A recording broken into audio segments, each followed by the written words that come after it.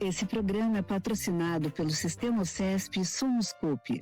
Somos Coop, porque o cooperativismo é um bom negócio.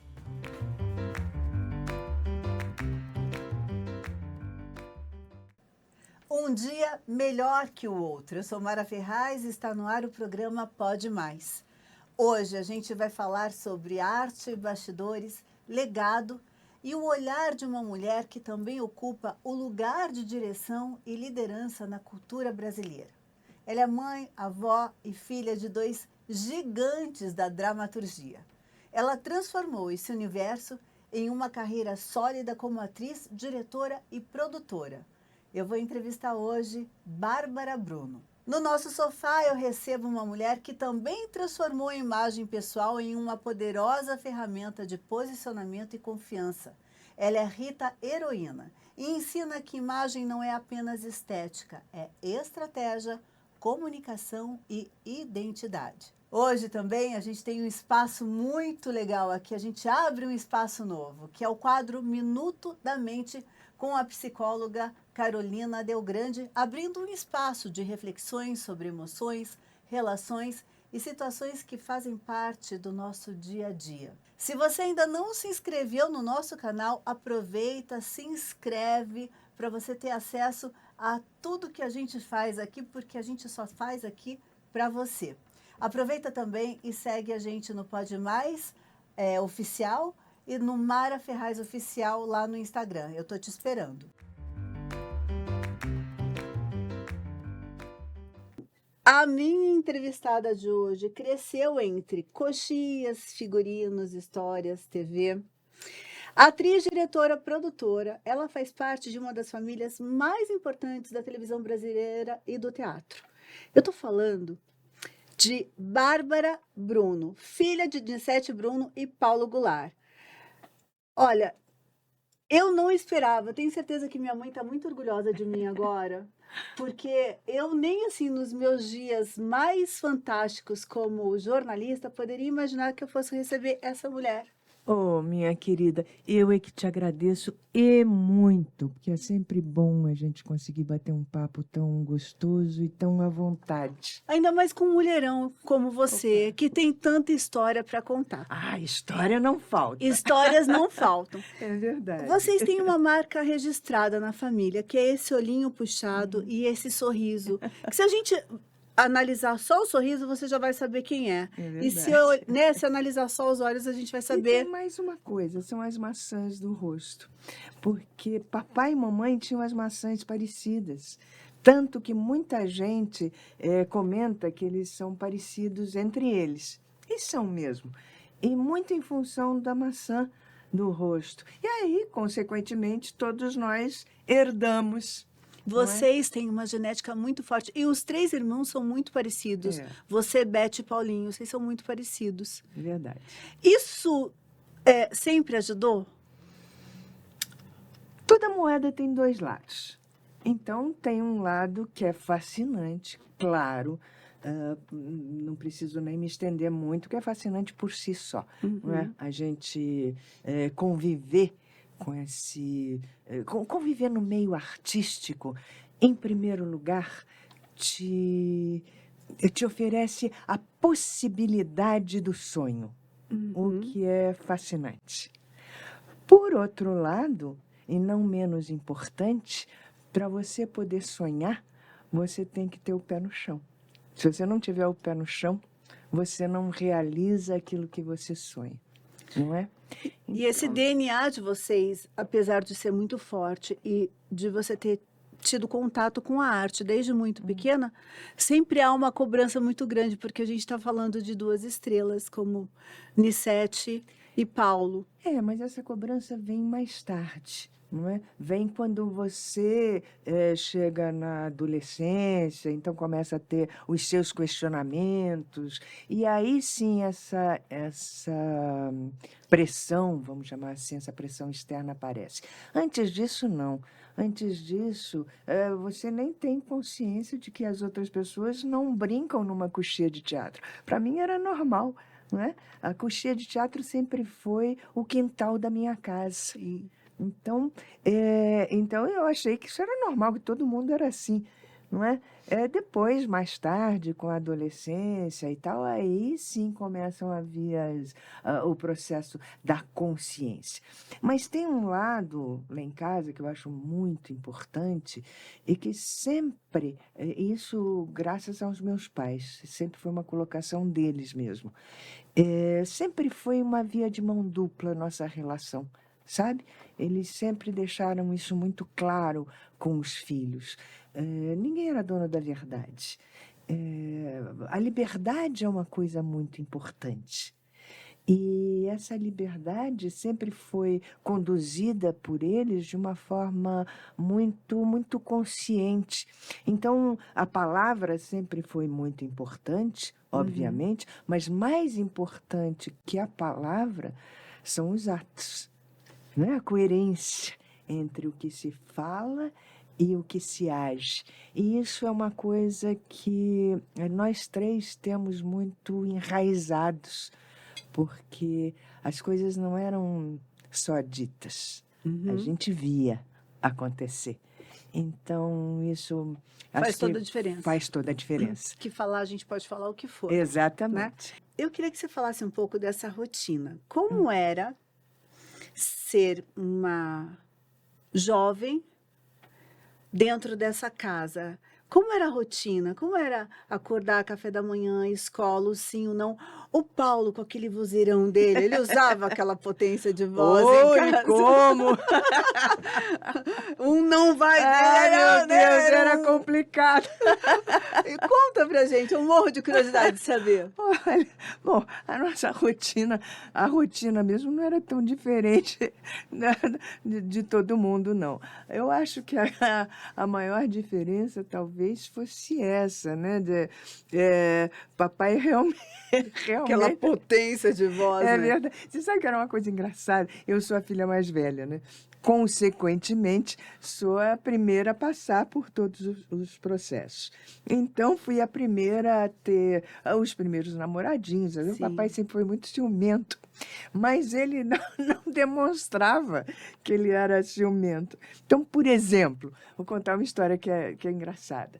Eu não chegava nem a ser namorado, eu devia ter, sei lá, meus 14 anos, 15, mas não tinha nem 15 anos, 14 anos.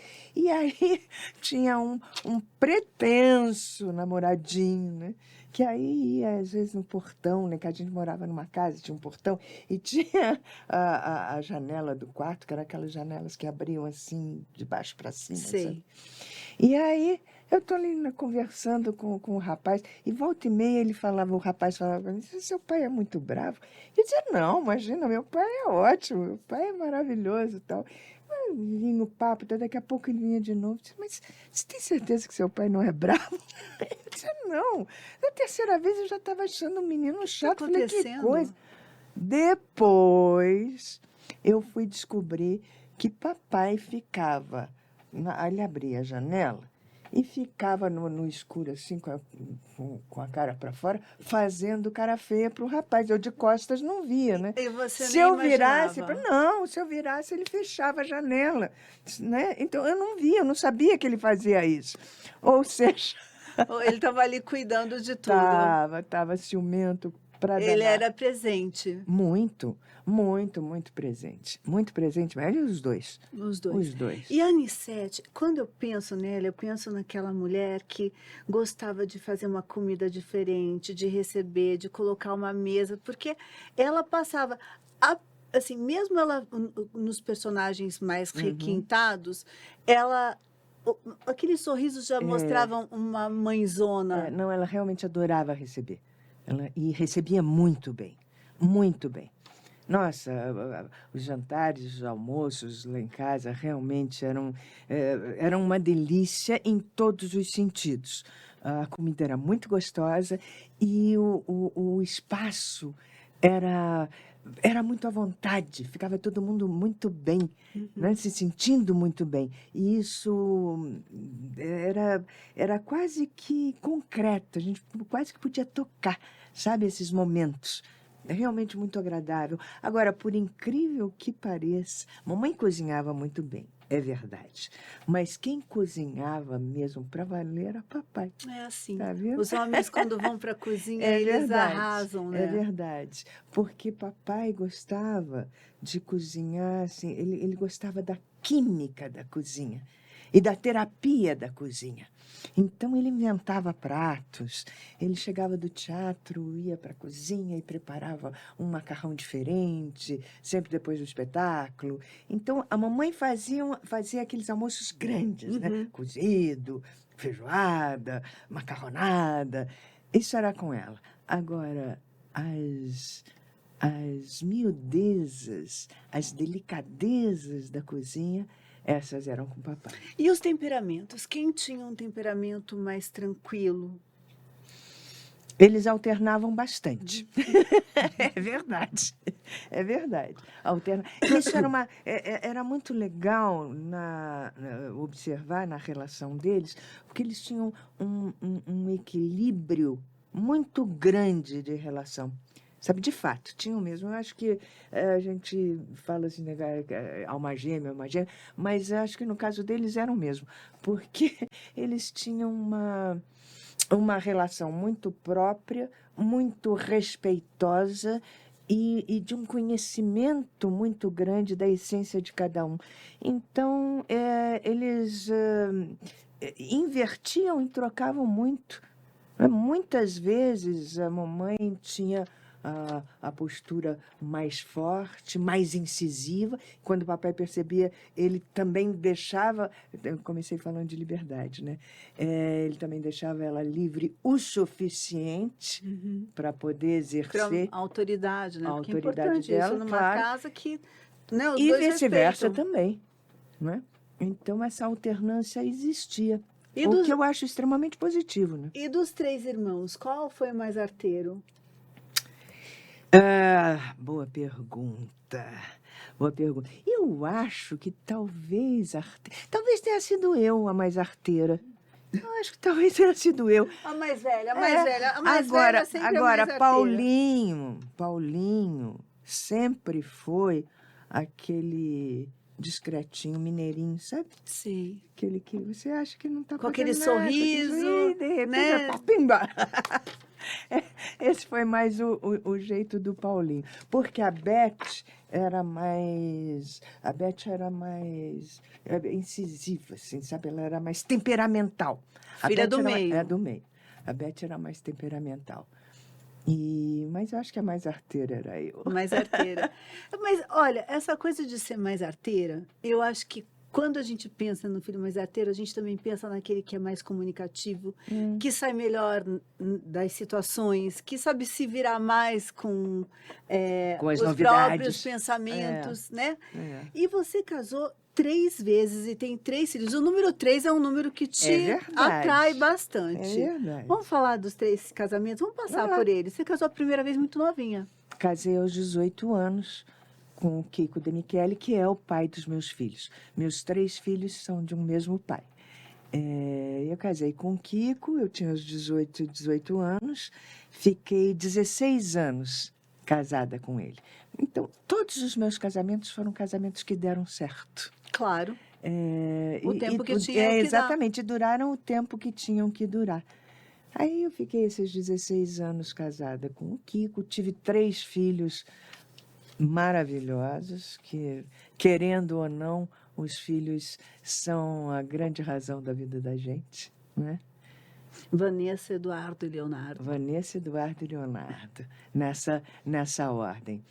Então, Vanessa nasceu em 1975, Eduardo em 1978 e o Léo em 1984. Você vê que tem uma diferença relativamente grande. Boa entre eles. Tanto que eu achei que não ia ter o terceiro, ainda bem que tive. Mas veio no susto, assim, foi muito legal. Casamento com o Kiko acaba, você casa de novo, depois de um tempo? Caso, menos de um ano depois, eu caso com o Renato Modesto, que também é ator, autor. Também foi um casamento muito feliz, um casamento mais curto, mas um casamento muito feliz também, muito produtivo. Ficamos 5 anos casados. Aí dei um tempo maior, fiquei, acho que, não fiz a conta, mas eu acho que uns 7 anos sem estar casada. E aí reencontro o Lauro César Muniz. Que história linda. Linda, linda mesmo, linda mesmo. Nos reencontramos. Eu digo reencontramos porque nós já tínhamos trabalhado juntos.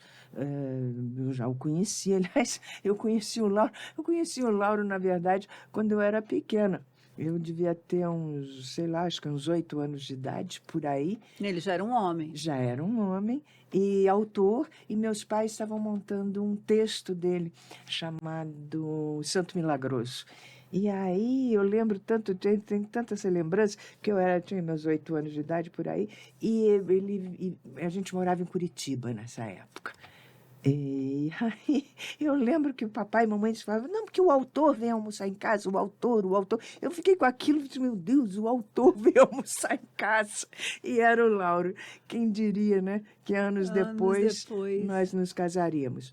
Mas, enfim, nos reencontramos, casamos. 18 anos de casamento. 18 anos de casamento, foi um casamento maravilhoso. Nós nos fizemos muitíssimo bem um ao outro. E depois de 18 anos, acabou o ciclo. E cada um começou o seu novo ciclo. O que é muito bom também, o que significa também que o tempo é absolutamente relativo. Né? Não existe essa coisa de dizer, já passou o seu tempo, já foi seu tempo, ou agora as coisas... Não, o tempo ele é realmente relativo, ele acontece de dentro para fora, não é? Então não existe essa coisa de, já foi. Não, não foi não, será. Sempre será. Delícia te ouvir. Você é uma mulher diferente, você tem... No tom de voz. É diferente, você tem uma energia diferente. No tom de voz, no sorriso, no jeito de olhar para a vida. Claro que conviver com essas pessoas é abrir um mundo à parte. Com certeza. Né? Poder acessar lugares, sensações, ouvir palavras, fazer coisas que é muito difícil você oferecer isso em todas as casas, né? Normalmente as pessoas têm que procurar, ir atrás. Você recebe isso ali naquele clã, né? Mas eu acho que não... sim, eu acho que eu recebo do clã, com certeza. Mas, além disso, eu devo muito à minha profissão. Porque, na minha profissão, a gente tem que abrir um leque muito grande de emoções. E sabendo lidar com essa profissão é um grande aprendizado, porque nós vivenciamos vários processos que jamais vivenciaríamos na nossa vida pessoal particular. Então, isso faz com que você abra a sua capacidade de entendimento. Consequentemente, sua capacidade de julgamento também. Eu acho que na nossa profissão, acho que uma das grandes lições da nossa profissão é aprender a não julgar. Analisar sempre, mas julgar é um processo muito perigoso. Que o julgamento te afasta. Claro, né? E te aproxima ao preconceito, não é? Você não tem como viver aquilo que você já julgou e entendeu de alguma forma que não é para você, ou que não pode. Você atuou por um tempo, né? Você teve atuações em Paraíso, Tempo e Ouvido. Sítio do Pica-Pau Amarelo.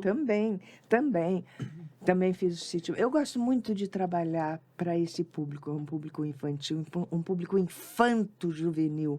Eu gosto muito de trabalhar para esse público, porque é um público que te recebe sem pudor. É um público aberto. Então, você joga e ele te devolve a bola na mesma medida. Um público que recebe sem julgamentos, não é? Exatamente, sem preconceito. Seu Fran, vou pedir para o senhor servir um café maravilhoso aqui para a gente. Você sabe que esse café, ele é de uma cooperativa só de mulheres? Que legal. Legal, né? Muito legal. São mulheres agricultoras e é uma cooperativa só de mulheres. Então, assim, eu falo que ele já vem com amor. Um sabor diferente, sabe? É verdade. Seu Fran, eu quero bolachinha. E o seu Fran, ele é do buffet Nossa Casa, que é quem faz o nosso catering. E daí todos os convidados ele recebe assim, com esse carinho. Ah, que delícia. Muito obrigada. E eu muito fiquei feliz de obrigada. saber que você gosta de café, porque às Adoro vezes eu café. recebo convidados que não tomam café. Eu obrigo a tomar, sabe? Pelo menos para Para experimentar. Mas você não vai ter nem que obrigar a tomar. Olha, e o meu já veio com 2 bolachinhas, que essa é a bolachinha que eu mais como nesse Fran. Muito obrigada, tudo bem? Tudo bom. A vida tá boa? Tá boa. Tudo bem em casa? Tudo bem em casa. Então tá bom. Já conhecia a Bárbara? Não, não. Não? Não. Tá gostando da entrevista? Opa, tô. Opa, então ele é louco de dizer que não? A gente estava falando de fazer programas infantis, a gente falou do Sítio do Pica-Pau Amarelo. Se mudasse um pouco dos roteiros do Sítio do Pica-Pau Amarelo, porque né, existiam falas ali que hoje seriam muito julgadas. Sim. Você acha que faria sucesso ainda? Não tenho dúvida. Porque, claro assim, que faria que sucesso. mundo maravilhoso Claro que aquele faria. do Sítio, É, né? essa essência não muda, não vai mudar nunca, é a essência humana. O que muda, e ainda bem, é o processo da sociedade, é o social, é a época. Não é? Então, você está sempre retratando uma época, e isso tem um preço. Agora, a essência, essa fica e é eterna. Eu acabei de fazer, ano passado, um projeto maravilhoso chamado Mundo da Lua. Você lembra dessa série, O Mundo da Lua? Eu lembro da música, será eu vi você? Não. Não? O Mundo da Lua foi uma série na década de 70, 30 anos atrás. Eu nasci em 71. Não, é mais para cá. Peraí, nós estamos em 25. Na década de 90. Na década de 30 anos. Década de 90, teve uma série na TV Cultura, aqui em São Paulo, chamada O Mundo da Lua. Eu lembro. Não lembra? Lembro. Que era com Fagundes, Lembro, Guarnieri. claro. Então, nós fizemos, aliás, ficou no ar até pouco tempo, acabou há pouco tempo atrás, nós fizemos a continuação do Mundo da Lua, 30 anos depois. Que fantástico. Muito legal, muito legal. Então, de novo, com a mesma o Fagundes, que agora não é mais o pai, é o avô, né? Eu, que sou a avó, que substituí a Mira Har. O menino, que era o Luciano, há 30 anos atrás, agora, 30 anos depois, ele virou um piloto de avião. E a menina, filha dele, que passa, ela ganha de herança o gravadorzinho, né, que era do Mundo da Lua. E daí ela passa a fazer as viagens. ela é exatamente, o elo. Exatamente. E foi uma experiência maravilhosa. Maravilhosa. Porque não era uma releitura, era uma continuação. E a maioria dos atores continuou, né? Então, as personagens eram feitas pelos mesmos atores, com algumas adaptações, eu, inclusive, que eu não fazia há 30 anos atrás, quem fazia era a Mira Har, e ela não pôde fazer 30 anos depois, então eu substituí. E assim também aconteceu com o Luciano, ele também não pôde fazer, quem substituiu foi o Marcelo Serrado. Um grande ator. Foi ótimo. E foram, deixa eu lembrar, acho que foram 30 episódios, se eu não me engano. Eu sei que ficou, acho que 4 ou 5 meses no ar, na TV Cultura mesmo, e foi lindo, um projeto lindo, porque unia muito a família, sabe? Porque os pais que assistiam há 30 anos atrás, hoje já estão com seus filhos, né? Que têm mais ou menos a mesma idade que eles tinham da primeira versão. E assistiam juntos, era muito bonito, eu acho muito isso legal. Maravilhoso, porque você promove a possibilidade da lembrança e de entender como seria isso agora. E eu toquei no assunto do Sítio do Pica-Pau Amarelo, porque eu acho que o sítio ele marcou gerações. E a gente sente falta. Eu sinto falta. É uma delícia o café. Delícia, né? Adorei. Obrigada. Muito bom. Eu sinto falta, muita falta, de assistir na televisão coisas que me remetam a alguma coisa que eu já vivi. Eu também sinto. Assim, quando começa a tocar uma música, que a gente lembra da música e você consegue cantarolar alguns pedacinhos, é tão gostoso. É o que a gente chama de memória emotiva. E essa memória emotiva existe de fato. E ela é reconfortante, não é? Para quem tá vivenciando essa memória. E essa sensação de estar vivo, de estar vivendo, de estar lembrando é tão importante, É é a tão bom. sensação do pertencimento. É. Como tem sido amadurecer para você? Graças a Deus, tem sido muito bom, mesmo, porque eu acho que na vida a gente tem que aprender a ir a favor, sempre a favor, sem perder a consciência, né? Claro que a gente tem que ter... Não adianta tampar o sol com a peneira, não adianta pintar o mundo de cor-de-rosa, não é isso. Envelhecer tem seus desafios. Sem dúvida. Eu tenho uma grande amiga, atriz também, ela já foi embora, que ela dizia assim, não tem problema de envelhecer, o problema de envelhecer é que envelhecer dói. Realmente, envelhecer dói aqui, dói ali, começa a doer tudo, é verdade. Então, e nessa dor, essa dor carrega muita coisa, ela não dói sozinha. Mas, se você souber respeitar a dor, isso que eu quis dizer com ir a favor. Se você souber respeitar a dor, não fingir que ela não existe, saber que ela existe, e a partir daí trabalhar o seu corpo para usar essa dor em seu benefício, a partir daí a coisa começa a ficar bem mais interessante e bem mais instigante. Porque a partir do momento em que você não aceita que o processo te deixe estagnada, te deixe parada, a partir do momento que você começa a lutar contra isso, a vida começa a ficar muito mais interessante e, consequentemente, muito mais excitante. Quando você diz, você usa a favor de, é como se, mesmo com os desafios de dores e tal, você deu um movimento para esse processo. Claro. Não só o movimento do corpo, o movimento intelectual, e isso faz você se achar até mais interessante do que você poderia imaginar aos 50. Com certeza, porque você vai... o seu processo de conhecimento e o seu processo intelectual, ele não para. Ele não para. Então, o que você sabe hoje, com certeza, é muito maior e muito mais profundo do que o que você sabia há 20, 30 anos atrás. Sabe que tem uma entrevista da Cher com a Tina Turner no programa da Oprah, e a Oprah pergunta, né, para Cher, como é envelhecer para você? E ela fala assim, é uma merda. E daí elas começam a dar risada. E daí a Oprah fala, mas você não acha que amadurecer dela, blá, blá, blá, blá, blá, é uma merda mesmo, né? Eu imagino que algumas estrelas vivam principalmente da imagem. Na sua aparência. Né? E realmente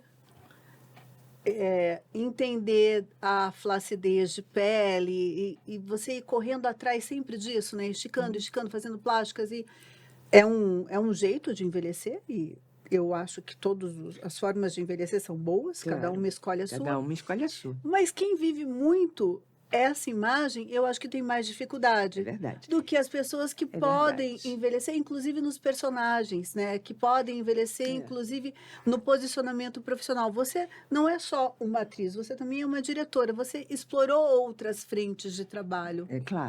Claro. Explorei outras frentes de trabalho. Você estava falando, eu estava pensando aqui. Eu gosto de dizer que eu sou uma mulher de teatro. Porque no teatro eu estou em casa. Então, no teatro, eu jogo em qualquer posição.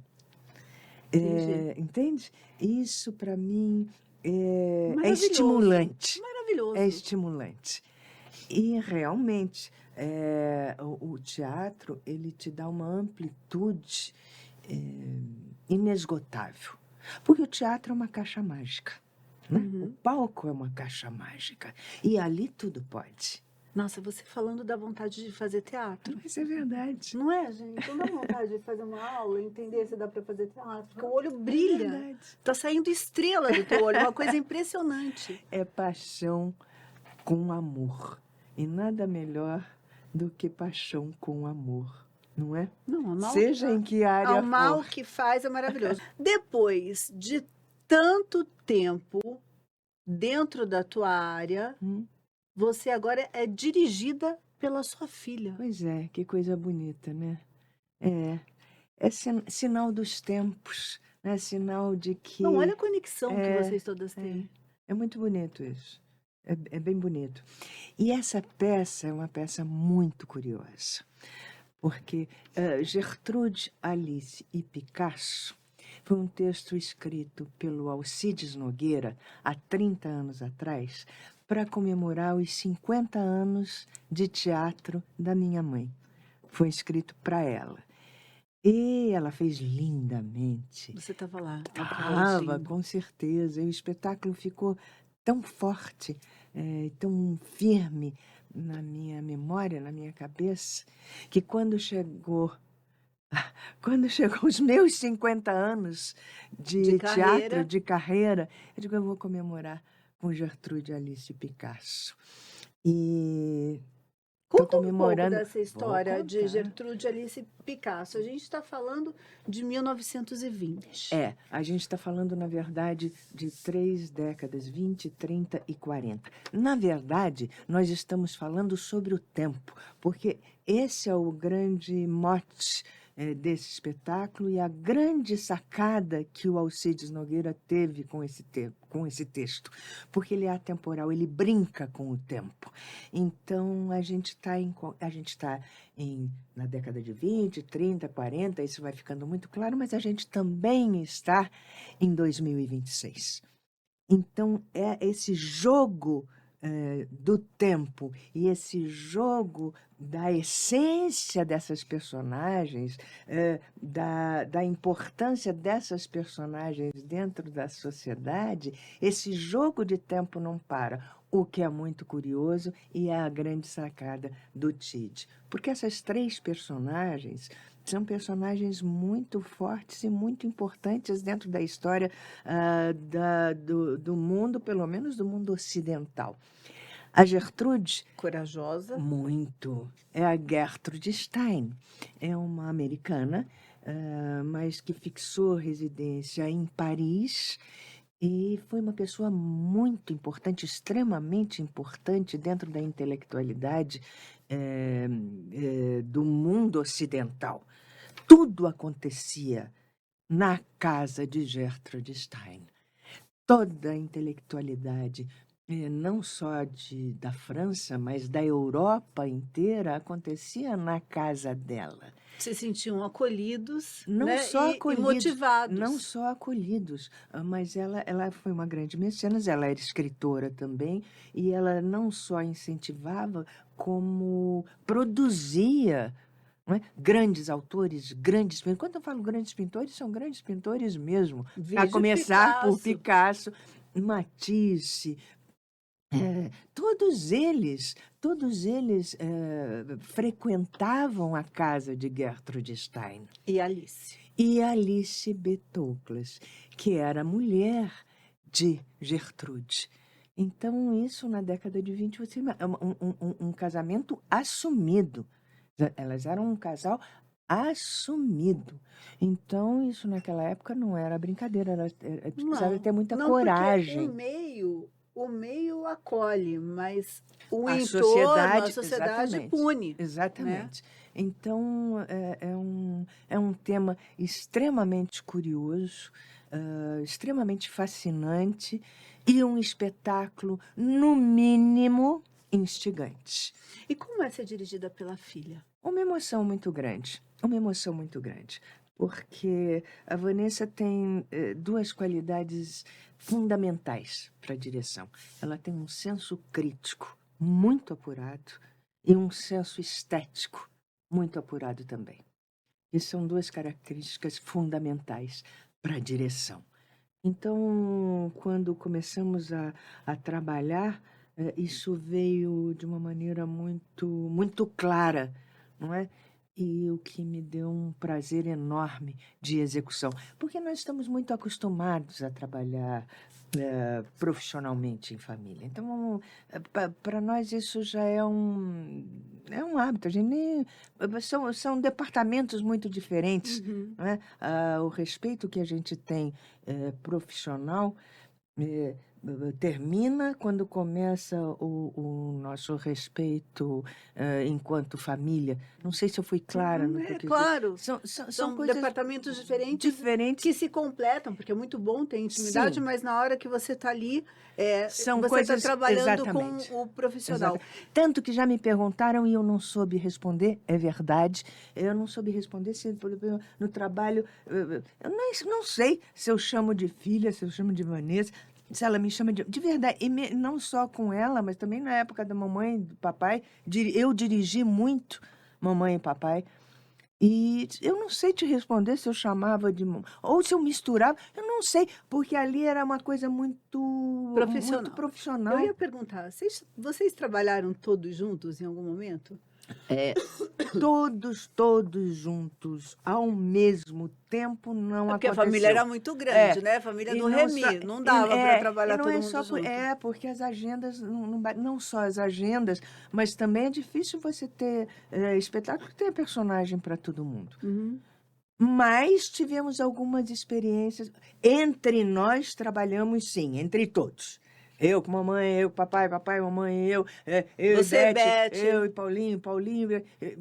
Aí sim. Mas, ao mesmo tempo, a experiência maior que nós tivemos, que foi bem curioso também, foi um espetáculo chamado Sábado, Domingo e Segunda, que era uma delícia de espetáculo, um texto do Eduardo De Filippo, que chama-se Sábado, Domingo e Segunda, é uma familhona italiana, e sábado é a preparação do almoço de domingo, o almoço de domingo e a segunda-feira o resultado do almoço de domingo. Que, né, as conversas na família italiana, aquelas conversas à mesa calorosas, né? E nesse espetáculo, pelo menos na estreia, que foi um espetáculo que fez muito sucesso, nós ficamos quase um ano em cartaz entre São Paulo e Rio, e pelo menos quando estreou, estávamos todos, menos Beth. Nesse espetáculo, acho que foi o que... Beth devia estar sem agenda. A gente, falando sobre Gertrude Alice Picasso, você disse que nesse momento vocês não estão no teatro porque não tem não tem lugar, espaço, não tem espaço nesse verdade. momento. E é uma loucura pensar que uma cidade como São Paulo não tem teatro para todo mundo. E realmente não tem espaço para todo mundo, porque são muitas as peças, né? Não são só muitas as peças. A maneira de fazer teatro mudou. A gente está sempre... O teatro, por isso ele não morre nunca também, porque ele está sempre espelhando a sociedade que ele ocupa. Não é? E hoje em dia, o processo teatral está muito diferente. Não só o volume, mas também a forma de se fazer. Antigamente... A gestão, você diz? A gestão como um todo, não só do espaço físico, do teatro, mas a produção também. Antigamente, a gente produzia um espetáculo, você fazia no mínimo 7 sessões por semana, né, de quarta a domingo, 2 sessões no sábado, 2 sessões no domingo, essa era a praxe. E você, quando alugava um espaço físico para realizar teu espetáculo, você tinha pelo menos uns 2 meses dessa temporada, e depois desses 2 meses você renovava esse contrato com o espaço de acordo com a temporada, conforme estava fazendo sucesso a peça ou não. Isso mudou completamente. Isso não existe mais. Hoje os espaços eles são locados já com tempo pré-determinado. Então, mesmo que a peça esteja fazendo sucesso, você tem que tirar de cartaz, porque outra peça já vai entrar em cartaz naquele espaço. Então, isso muda muito a forma de se fazer teatro enquanto produção, né? Então, hoje em dia, por isso que eu digo, agora nós terminamos essa temporada no dia 7 de fevereiro e não sei exatamente quando voltamos. Eu só te digo que a gente vai voltar. Vai voltar. E quando voltar, você vai voltar aqui para contar para a gente. Com o maior prazer. Quero chegar aqui num assunto que vai trazer emoção, mas eu acho super importante a gente falar sobre isso, porque nesse momento muitas pessoas podem estar enfrentando o luto em família. Algumas pessoas dizem que quando perde o pai é muito difícil, mas quando perde a mãe, perdem o elo de ligação entre a família toda. Realmente a mãe tem um poder muito grande. Você perdeu seu pai e depois você perdeu sua mãe na pandemia por conta da Covid. Primeiro eu quero que você fale como é que você fez para achar um lugar para essa saudade. Bom, em primeiro lugar, o luto, ele é um fato, né? Não adianta a gente querer fingir que ele não existe, não adianta a gente querer passar por cima de coisas que são realidades. Então, em primeiro lugar, a gente tem que ter a coragem de enfrentar o luto, porque é inevitável. A dor é inevitável. Essa você vai sentir, não tem jeito. Mas, se você souber encarar a vida de frente, você também consegue enfrentar e respeitar a morte. Porque tem uma coisa que realmente é maior que a dor. É o amor. Quando o amor é maior que a dor, a saudade te faz bem. A saudade não é ruim, porque ela vai estar ancorada num sentimento maior. A saudade vai estar ancorada numa lembrança real e mais forte, que são as lembranças boas, são as lembranças verdadeiras. É um sorriso, um almoço de domingo, um sorriso, um olhar. Aquela chegada em casa gostosa, com aquele abraço. E aí, ao invés de você sentir dor, você sente um conforto, você sente a presença real de quem partiu. Então, não tenha medo de enfrentar a sua dor, porque essa não tem jeito, essa virá. Mas a forma, né, de encarar. Não é a forma de encarar e o tempo. O tempo é maravilhoso. O tempo vai colocando as coisas nos seus devidos lugares. O tempo é maravilhoso. E vocês passaram por isso? Passam, né? Porque a saudade é uma coisa que tá sempre batendo a porta, né? Mas hoje ela já é uma saudade boa. Essa peça, né? Nesse momento, quantas vezes você viu sua mãe no palco representando? E você também passou pelo Covid e você quase morreu. É verdade, eu sou uma sobrevivente.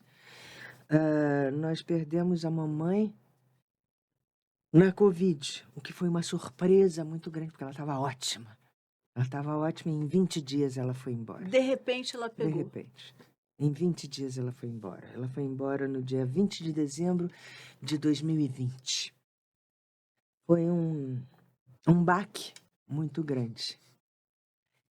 Na sequência, 4 meses depois, eu peguei também. E não só peguei, como foi um processo muito rápido e muito violento. Eu fiquei quase 30 dias na UTI. Entubada? Fui entubada. Meu Deus.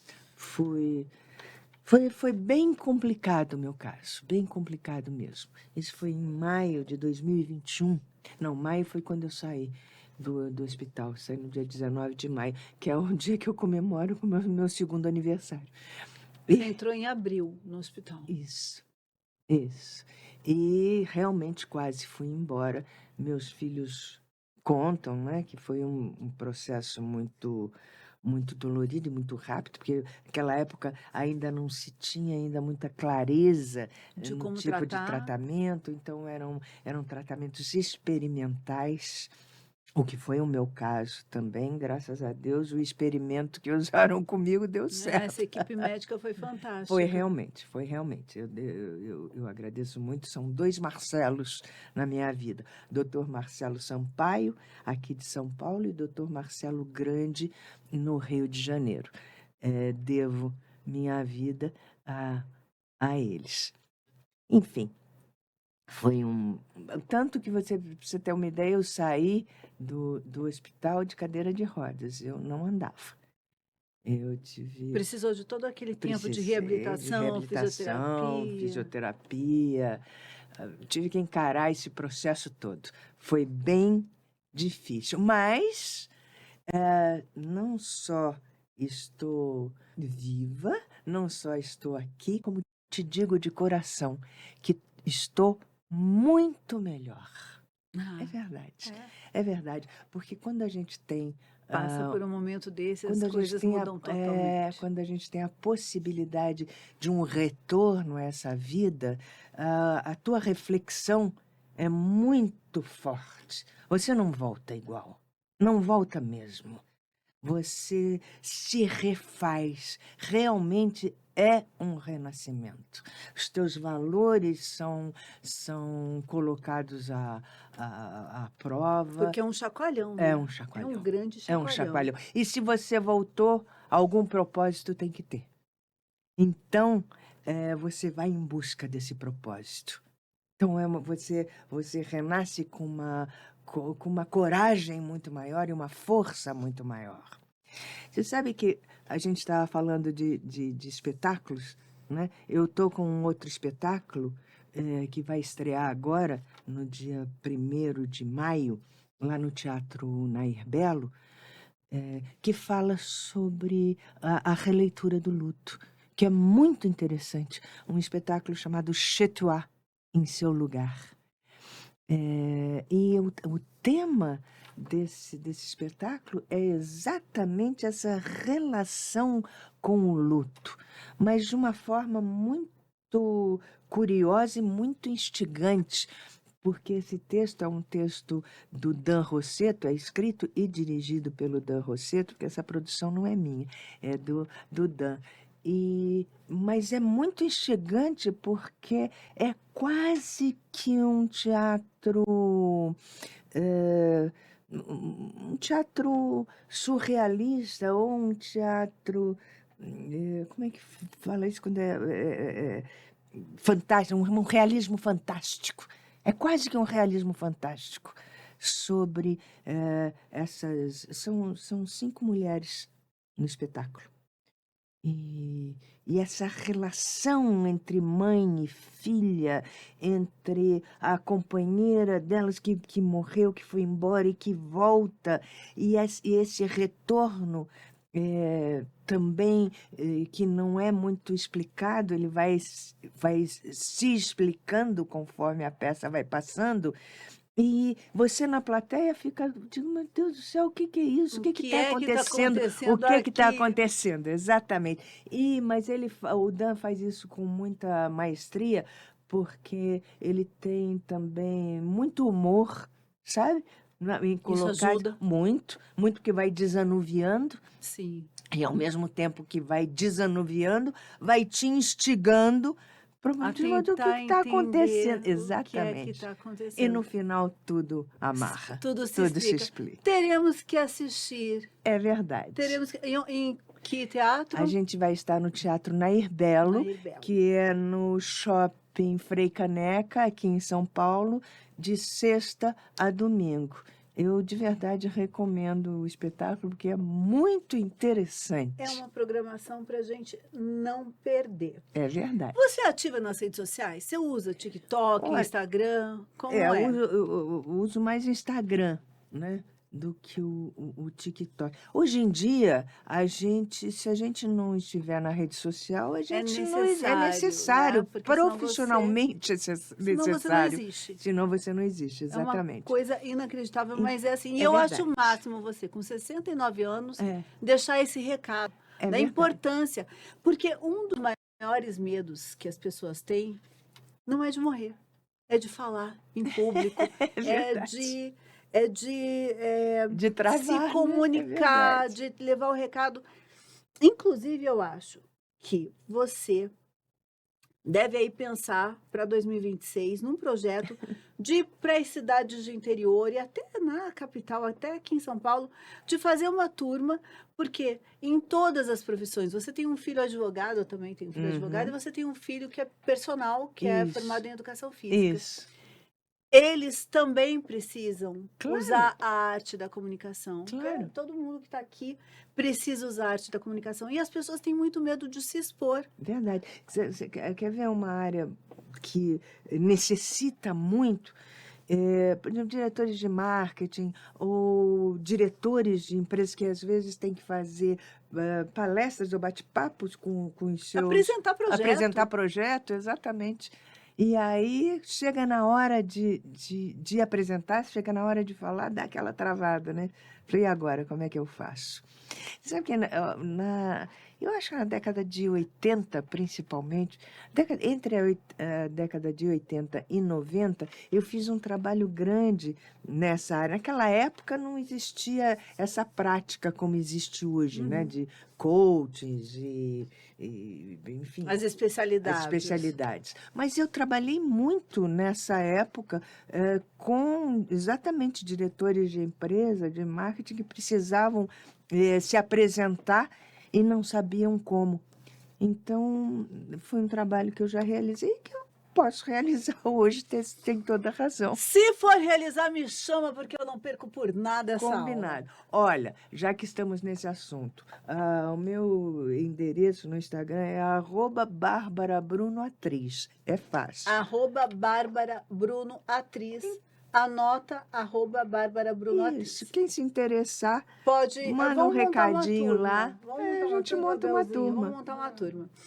Agora nós temos um bloco aqui que se chama Ação e Reação. A gente sempre traz um bloco com mais leveza, com mais humor, e você vai entrar nessa dança aqui. Vamos lá. Eu vou falar uma situação típica de teatro ou bastidores, e você pode escolher. Se você vai fazer uma ação, você vai interpretar a cena com uma expressão marcante e tal, ou se você vai responder com uma frase, que seria a reação. Então, é ação e reação. O objetivo é que a gente seja rápida, espontânea e divertida. Vamos lá. Vamos lá. A atriz descobre que esqueceu completamente o texto no meio da peça.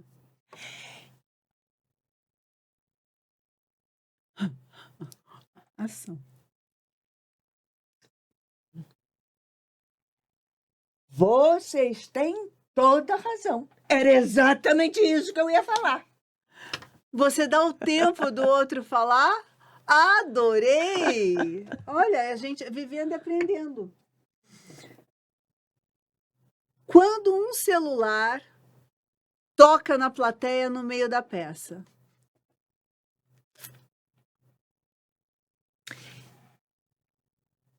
Eu respeito você. Então, espero que você também me respeite. E as pessoas que estão ao seu lado. Desliga o celular.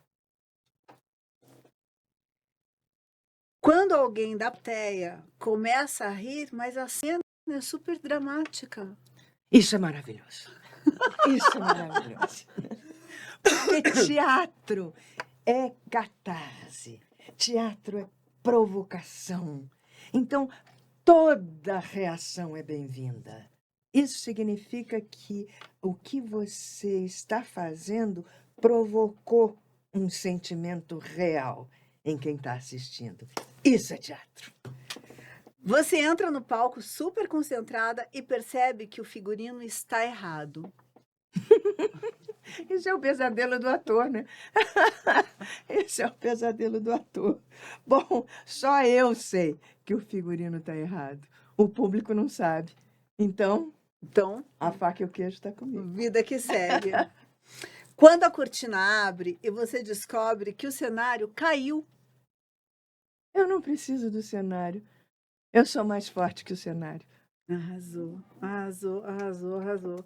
E algumas dessas situações já aconteceram? Já. Claro que já.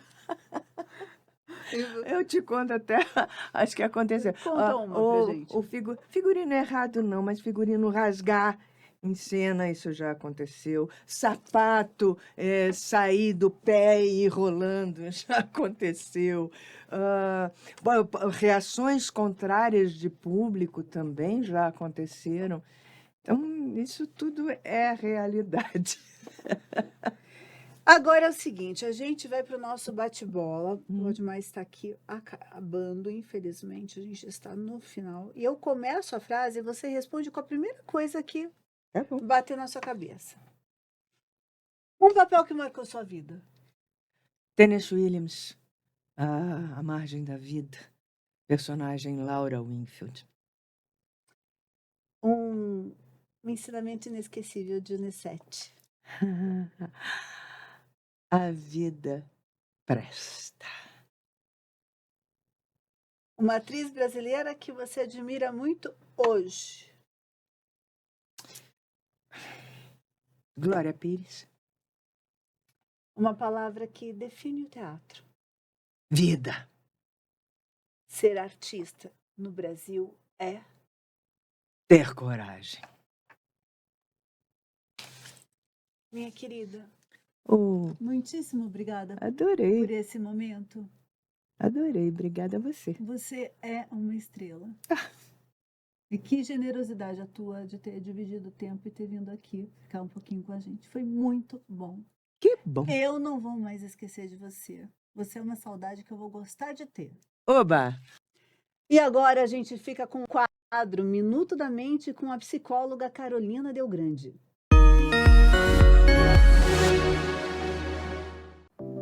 Eu sou a Carolina Delgrande, psicóloga, e começa agora o Minuto da Mente. Hoje a gente vai falar sobre o luto. É o luto e a perda de alguém querido. O tempo de luto, ele não é igual para todo mundo. Isso é muito importante a gente saber.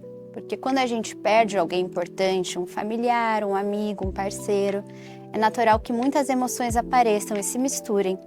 Como, por exemplo, uma tristeza profunda, uma saudade, uma culpa, até mesmo a raiva. Às vezes até um entorpecimento emocional, como se ainda fosse difícil acreditar. E é difícil acreditar no que aconteceu. Cada pessoa vive o luto de uma forma e também em um ritmo diferente. Por isso, tentar apressar esse processo ou se cobrar para que fique bem logo pode tornar tudo ainda mais difícil. É entender e fazer parte do processo. O luto é aos poucos, é um processo de adaptação à ausência de alguém que teve um lugar importante na nossa vida. O luto não pode e não significa esquecer quem partiu. A gente conclui entendendo mais uma vez que entender a mente também é uma forma de autocuidado. Antes de apresentar a minha convidada do sofá, vamos à nossa pesquisa de hoje. Pesquisas clássicas sobre comunicação mostram que a primeira impressão que causamos nas pessoas vai muito além das palavras. Cerca de 55% dessa percepção está relacionada à aparência e à linguagem corporal, enquanto 38% vem do tom de voz. Curiosamente, apenas 7% está ligada às palavras que realmente dizemos, ou seja, Mais da metade do que comunicamos está diretamente ligado à forma como nos apresentamos e à nossa presença. E o Pode Mais quer saber, você acredita que a sua imagem influencia diretamente as oportunidades da sua vida? E para falar sobre esse tema, eu recebo aqui no meu sofá esta mulher incrível que ajuda pessoas e empresas a entender a forma como nós nos apresentamos e também como nós nos comunicamos. Será que a gente vai conseguir chegar onde a gente deseja? Bem-vinda, Rita Heroína. Adorei esse sobrenome. Obrigada. É o nome composto, o nome das minhas avós. Heroína é minha avó materna e Rita minha avó paterna. Então, meus pais quiseram elogiar as mães e juntaram e Ficou deu esse Rita nome. Ficou Heroína. legal, né? É um nome composto. É um nome composto. Como Rita João Heroína. Felipe, por exemplo. E é um nome que eu gosto bastante. Eu falo que o meu nome é como aquela roupa que você veste e tá tudo no lugar, quando a numeração cai bem, a coach cai bem. Eu me sinto muito confortável com o meu nome. E como era na escola? As pessoas já falavam, Era minha nossa heroína. Os menininhos na época, eu tô viciado da minha heroína. Umas brincadeirinhas que às vezes não eram tão legais, mas eu levava numa boa. Então, eu vi que você é absolutamente natural, né? Eu estava falando agora aqui que a sua make é um rímel no olho e um batom, a pele. Isso faz parte da tua comunicação visual? Sim. Como eu sou uma pessoa que uso muito colorido na roupa, na maquiagem, eu normalmente faço algo mais leve.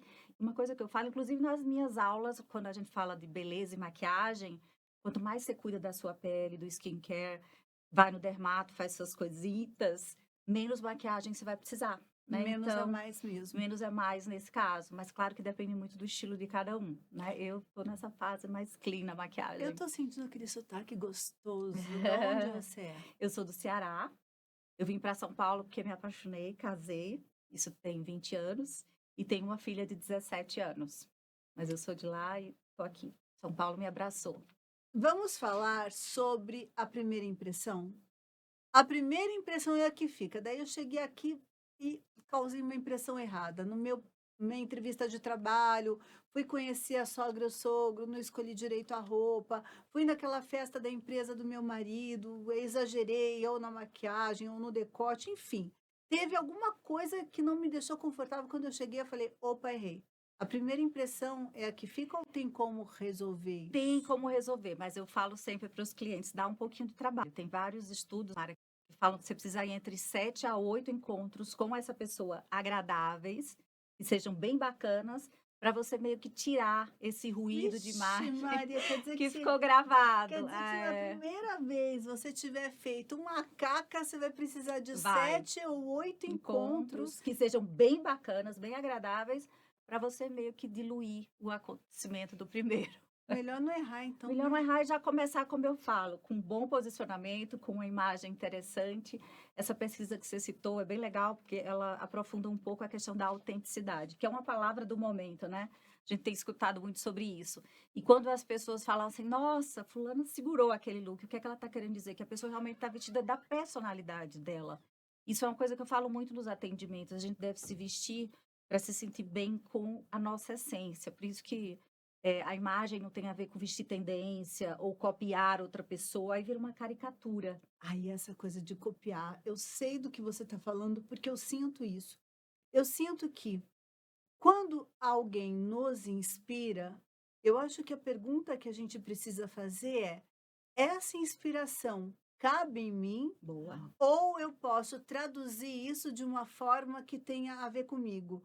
Porque às vezes você vê uma mulher usando exatamente aquilo que você acabou de colocar, aquele seu look, sei lá, vou dar um exemplo aqui. Eu adoro camisa com gravata. Uhum. E eu gosto e eu acho que eu seguro, porque faz parte do meu estilo. Sim, isso. Tem eu uma- vi algumas fotos, viu? você fica bem. Eu gosto. Mas nem todo mundo que usa tem a mesma Vai segurar, potência. exato. Em contrapartida, às vezes aquela pessoa usa alguma coisa que eu também não tenho a potência para segurar. Como é que a gente pode fazer essa avaliação? Sempre experimentar e se testar. E aí eu falo que quando você quer muito algo que você acha que não é a sua, mistura com algo que você usa e você curte muito. Uma peça que é uma peça coringa, é legal para isso. Então, uma calça jeans, por exemplo, com uma camisa e tentar uma gravata mais clean. É um jeito de começar. Mas nunca se perdendo dos seus gostos pessoais. Eu acho super importante você testar novos conceitos, e eu falo muito isso também nos treinamentos no corporativo. Vai naquela loja, testa uma peça que você nunca fez, né? Nunca testou, para você testar novos formatos, novos estilos. O estilo precisa também evoluir conforme nós vamos evoluindo, né? As pessoas acham que o estilo ele vai ficar ali por muito tempo. Não, conforme você vai tendo mudanças na vida pessoal, profissional, o guarda-roupa precisa evoluir junto com você. E para isso, novidades são bem-vindas. Moda da mulher madura. Você sabe que eu gostava, aos 40 anos, eu usava mini saia bem curtinha. Tá certo que a perna aos 40 também era diferente da perna Há hoje aos meses atrás, né? Isso 55. quer dizer isso há meses atrás. Não, muda, muda. A minha dedicação também era Sim. outra, a academia, É. enfim, a vida muda. Sim. Mas eu gostava de usar saia curtinha, gostava de usar shorts com blazer e salto alto. Hoje, eu não me vejo mais usando, eu Uhum. não consigo, não me veste. Hoje, quando eu boto uma saia, ela tem que estar assim, pertinho do joelho ou Aham. abaixo. Se ela estiver abaixo, então assim, no meio da canela, daí eu me sinto extremamente poderosa, Aham. chique. É isso aí. Qual é a roupa da mulher 50 a mais? Eu acho assim, hoje as coisas estão. As mulheres estão mais seguras, e isso é muito bom. Então, acho que mais importante do que pensar na questão do tamanho é se você se sentir confortável. Isso Eu é acho que a essa condição sine qua non, é, porque eu também acho que é você se sentir bem com o eu que me você vejo veste. mais usando, mas quando eu vejo uma mulher usando de 50, 60, 70, não importa a idade, eu acho lindo. É, Então eu acho que tem muito essa coisa de você se testar e falar: "Me sinto bem, sim, me me sinto sinto bem, poderosa, exato. segura", vai É. embora. Mara, isso que você está colocando é bem interessante, porque a gente pode até dar uma dica para quem está em casa, que as pessoas pensam que não tem estilo. Pegue um momento que você esteja tranquila na sua casa, abra o seu guarda-roupa, comece a observar as modelagens que se repetem, os tipos de peças que você tem muito, por exemplo, peças que você tem de várias cores. Provavelmente é uma peça que você gosta e se sente muito feliz com ela. Então, para você entender o seu estilo, está no coração do seu guarda-roupa. Agora, precisa olhar para isso, né? As mulheres brasileiras, elas não têm muito essa questão de ficar fazendo revitalização no armário, é uma coisa que precisa fazer no mínimo 2 a 3 vezes por ano. Lá fora, as mulheres, por exemplo, nos Estados Unidos, fazem 3, 4 vezes. Um detox de armário para poder fazer essa Sem reforma. medo, né, Sem sem dó. Porque medo tem de aquelas peças desapegar. que a gente olha, você usava quando eu tinha 20 anos, daí você olha para a peça e fala: "Mas e se a moda voltar? É, mas aí ela vai voltar diferente, vai Né? voltar E se eu repaginada. tiver que usar? É, E se eu der me arrepender?" é. Então, tem que fazer isso, né? Tem que olhar para o seu guarda-roupa com um novo olhar. Outra coisa que eu pego muito no guarda-roupa das mulheres é a questão do desequilíbrio das quantidades. Então, por exemplo, muitas saias, muitas calças e poucas camisas, poucas blusas. Isso é ruim, porque a gente sempre fala do 3 para 1, né? Que o que seria? É você pelo menos ter 3 peças de cima para cada parte de baixo. Olha, de novo, Então, isso é 3 peças importante de cima. para cada peça de baixo. E as peças de baixo são calça, saia, bermuda e tal. E em cima, blazer, blusa, jaquetas, enfim. Porque em cima, as pessoas nos gravam mais, né? Principalmente o que está próximo do rosto. Né? Quando a gente, por exemplo, eu perto de alguém, alguma amiga sua, você lembra do rosto da pessoa. Você conhece fulana, né? Você pensa no rosto, no cabelo, nos olhos. Você não vai pensar para baixo, no corpo. Então, a gente precisa investir mais na nossa parte superior. Por isso que acessórios é tão importante. A primeira coisa que me chamou a atenção já que foram seus acessórios, brincos, colares. Traz luz para o rosto, né? Então, é muito importante pensar no que decora. A nossa face é 70% da comunicação da nossa personalidade, né? E as pessoas precisam valorizar isso. É importante. Rita, e tem muita gente que não não acha o próprio estilo. Ou porque não se conhece o suficiente, ou porque não se questiona, ou porque também compra nos lugares errados. E eu vejo que o mercado está pouco preparado para essa mulher madura. Então você chega, são poucas as lojas, e eu estou falando de franquias. Eu acho que as Uhum. franquias têm um treinamento melhor, Sim. mas são poucos os lugares que estão eh, aptos a receber essa cliente madura e realmente eh, fazer uma transformação positiva naquele look ou agregar, né? Porque a moda também às vezes está tão esquisita, aquela coleção daquela marca está tão Ah, esquisita que de repente você já experimentou 10 coisas, não encontrou nenhuma, e alguém fala, e ficou ótimo, e você se acredita, leva embora e nunca usa. É. Como é que você vê o mercado? Eu acho que o mais importante hoje é as marcas olharem para essa mulher com esse novo olhar, né? A mulher 40 mais, 50 mais, a gente tem muito mais informação, né? A gente consome mais cinema, música, a gente tem as relações sociais mais aguçadas, a gente sai bastante com as amigas, e as marcas precisam acompanhar isso, né? E pensar em também trazer coisas diferentes para essa mulher, né? E o trato é muito importante na chegada na loja. Eu falo muito isso com as minhas vendedoras. Cuidado, não fale tá lindo, sentar, isso não pode acontecer, né? A Não. pessoa não pode vender uma coisa sabendo que não caiu bem. E o autoconhecimento que você falou é o que vem antes, é muito importante para a gente, né?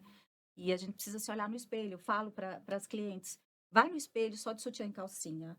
Tenta entender a largura dos seus ombros, do seu quadril. Veja como são suas proporções, né? É muito comum a mulher brasileira ter perna curta e tronco comprido. Eu pego muito nas avaliações das consultorias de estilo. Então, as mulheres que têm... é super fácil de fazer em casa. Você pega a sua virilha e pega uma varetinha e depois a mesma até o topo da cabeça. Quando essa desproporção dá muito grande, é o meu caso, né? Eu tenho muito tronco e pouca perna, é interessante que o cós das calças sejam mais altos, porque você cria uma ilusão de ótica que você tem mais perna. Decotes, V, são interessantes também. Adoro esses truques. Para alongar, calça da mesma cor do sapato, como você está hoje, porque cria uma continuidade na perna. Então, assim, eu acho que Eu caprichei hoje, porque você viu aqui. Hoje você Eu está vim deslumbrante. Eu vim toda de preto, que eu sei que não tem erro. Tá linda. Né? Fiz essa composição de textura, camisa de cetim Maravilhosa. com um jeans. Botei um jeans utilitário para dar um pouco mais de estilo. Caprichei nos acessórios, mas eu falei assim, estão a divinos. Rita Heroína vai me aprovar hoje. Tá Estou linda, aprovada. tá demais. E a gente já pode aproveitar você que está incrível, não já errar. dar uma dica aí para quem está nos assistindo. Quando usarmos cores muito próximas ou iguais, como você está hoje monocromática de preto, investir em tecidos que tenham fibras completamente diferentes, como você fez seda com jeans. A gente pode fazer seda com couro, a gente pode fazer seda com um Oxford, um material mais pesado. Uma tricoline com também, uma né? Um alfaiataria. tricôzinho com couro. Tudo isso deixa mais interessante quando você usa cores muito parecidas. E, claro, investir em acessórios, né? A gente tem uma diquinha que eu sempre ensino, Mara, que quando você se arrumar e for sair de casa, olhe no espelho e veja se você tem 5 a 7 acessórios no seu visual. É um número que fica agradável na imagem, contando sapato, é claro, né? E bolsa. Então, o acessório, ele dá o tom do estilo, né? Hoje, por exemplo, você está extremamente elegante, linda, mas está dramática. E o drama está no tamanho dos brincos, Você né? viu? Hoje eu vim O com look essa total black. panela. Tá linda. Foi esse menino aqui que escolheu, que falou, usa esse. Maravilhosa. Eu sou muito fã de Max Acessórios. Eu acho que dá um O Igor- borogodó muito bacana. O Igor é meu assistente, ele falou assim, pode botar esse brinco que tá bonito. Eu acreditei, vim com um E tá brinco bem mesmo? grande. Eu gosto de acessório grande. Às vezes eu me pergunto, será que eu tô exagerando? Não, não está. Primeiro, você é uma mulher alta, né? O seu rosto também tem linhas fortes de mandíbula, tem o queixo projetado, né? Você segura. E essa é uma coisa importante para a gente dar uma dica para quem está em casa, né? A gente sempre pensa no acessório, primeiro no estilo. Eu falo que o estilo é soberano. Você tem que usar o que você gosta e ser feliz, né? A roupa está aí para isso. Mas em termos técnicos, observar também a sua ossatura, a sua altura, né? Por exemplo, bolsa. A largura da bolsa, que as mulheres têm muita dúvida, você mede sempre dentro do seu quadril. Coube aqui dentro é uma largura interessante. Então, nossos Olha, tamanhos... não sabia disso. Nossos tamanhos, né? Nossas larguras, nossas proporções, elas dão o tom do acessório. Tá? Então, é importante a gente prestar atenção nisso. É o autoconhecimento, é o que você falou. Quanto mais a gente se conhece, melhor a gente vai se vestir. Primeiro, porque você vai ficar mais segura, né? E segundo, porque você vai acertar nas suas compras. Sabe o que eu acho? Que você vai ter que voltar aqui. Vou voltar quantas vezes você quiser. Eu acho que você vai ter que voltar. Sabe por quê? A gente precisa falar, então. Por exemplo, Belzinha, anota isso para a gente trazer a Rita de novo, para a gente falar sobre a mala ideal, a mala isso é para legal. montanha, a mala para praia. Para resort, é bem bacana. Eu esses acho, temas. adorei isso que você falou da parte de cima, 3 para cada uma de baixo. Isso, faz o guarda-roupa render essa compra. Porque às vezes a gente tem um monte de peça que a gente não sabe o que faz com ela, né? Então, acho que a gente pode trazer você de novo para a gente falar dessas combinações. Vamos fazer isso? Sabe por quê? Porque eu adorei, porque você é linda, leve, Você que gostosa, é. bom demais te ouvir. Obrigada, tô adorando. Vou adorar. Me fala o teu arroba, como é que as pessoas É fazem? arroba Rita Heroína, com H, em Tem algum todas as ponto? redes Não, é Não? sem ponto. É o mesmo Heroína em todos os lugares, Instagram, LinkedIn, tá? Eu posto bastante conteúdo e eu acho muito importante a gente entender sobre si. Eu sou professora, dou aula, acho que por isso que eu sempre bato nessa tecla da didática, de você olhar, de você se entender. Você, por exemplo, fica linda de dourado, né? Você tem os olhos mais aquecidos, o loiro do seu cabelo é quente. Então, facilmente a gente olha para você e quanto mais brilho, mais você cresce, né? A sua beleza aparece. Então, isso é importante. Essa semana eu estava fazendo um teste de mecha numa cliente, que ela vai fazer uma mudança de colorimetria capilar, e uma das coisas que eu olho é exatamente a tonalidade da íris. Então, a gente usa uma lupinha e uma luz especial, e aí a gente consegue pegar as rajadas dos olhos para multiplicar nas mechas do cabelo. A sua tá perfeita, não sei quem é o seu colorista, mas ele arrasou. Rafael Bertolucci, um beijo para você, querido. Tá sensacional, porque tem harmonia. Então, a temperatura do seu cabelo, ela é muito harmoniosa com a temperatura dos seus olhos. E os nossos olhos, eles adoram ver duplinhas, sabe, Mara? Eles gostam de conjuntinho. Quando ele vê algo muito parecido, próximo, ele fala, nossa, que gostoso de olhar. Então, hoje você se Olha que preparou para viver, né? maravilhoso. Ai, eu queria levar a estrelinha, queria levar só a nota 10. Ai, é que nesse ótimo. clima que a gente se despede de vocês. Então, não esquece, já segue a Rita, arroba Rita Heroína. Aproveita também, segue o arroba Pode Mais Oficial e o arroba Mara Ferraz Oficial. E um beijo para você, até o nosso próximo programa. Agora eu vou ficar aqui fazendo uma consultoria de moda. Venha. Esse mulherão aqui.